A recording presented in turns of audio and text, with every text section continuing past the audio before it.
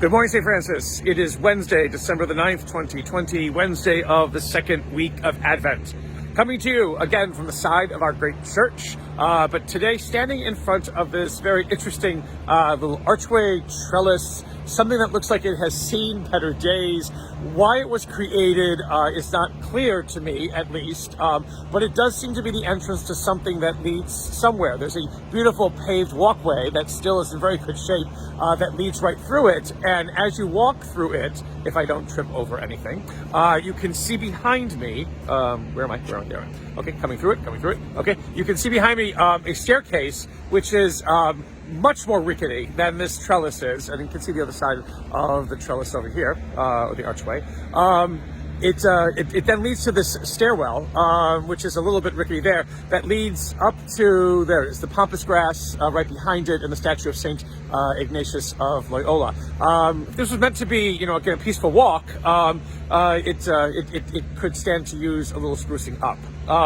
But the vista, again, behind me is, again, one of these lovely vistas here on this campus of the pine trees here in the rise. I think that these are either sandbar or they are black willows that have lost all of their leaves. A very peaceful spot in one way, aside from the hum of the HVAC generators, which you may be able to hear. A good place, again, for today's gospel, in which Jesus basically talks about giving us peace. Those who are weary, that he will give them rest, because his burden is light, his yoke is easy. And Jesus says this because God, again, forecasts it in Isaiah's first reading, in which God says, I can do all these things. I can bring you peace and harmony. I can bring you tranquility to your life because I am God. Again, as much as we might try to find peace as a lifetime pursuit, tranquility or harmony in our lives, many times it'll end up in failure, or we will not be satisfied with what we find. God is the only one who can provide that peace for which we need. And in this season of stress and tensions and anxieties, brought on both by a pandemic that continues and by this season, this holiday season, as our world describes it, that wants us to be and do so many things, even in the midst of the stresses and the pains of a pandemic, we are looking sometimes in vain for peace, and peace can be hard to come by. And yet, Advent is about not just the coming of the Prince of Peace, but a Prince of Peace who gives something tangible to us. That peace that the world cannot give, that peace for which we long for, that peace which gives our lives that fullness that nothing else can give.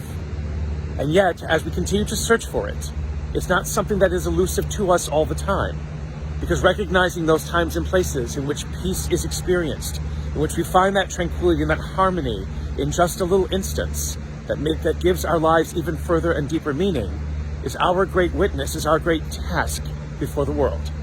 It will be people who always understand that the Prince of Peace comes to us to give us not something intangible, not something that is an idea or a fantasy, but something upon which we can build our lives as human beings and come to that flourishing and that fruitfulness that God desires for us. May the Lord give you peace.